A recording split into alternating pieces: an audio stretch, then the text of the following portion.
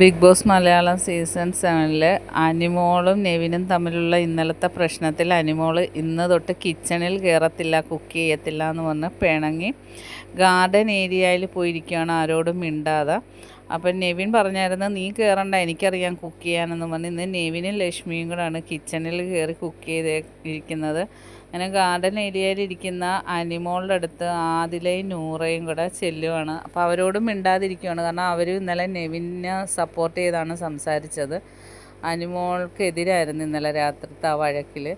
അനിമോൾ ഇവരോടൊന്നും മിണ്ടാതിരിക്കുക. അപ്പോൾ ഇവർ മിണ്ടിക്കാൻ വേണ്ടി ഒരുപാട് ശ്രമിക്കുന്നുണ്ട്, കോമഡി പറയുന്നുണ്ട്, ഓരോ കാര്യങ്ങൾ പറയുന്നുണ്ട്, മേക്കപ്പ് ഇട്ടാന്ന് ചോദിക്കുന്നുണ്ട്. അങ്ങനെ ഒരുപാട് കാര്യം പറഞ്ഞിട്ട് അനിമോൾ ആരെയും മൈൻഡ് ചെയ്യുന്നില്ല.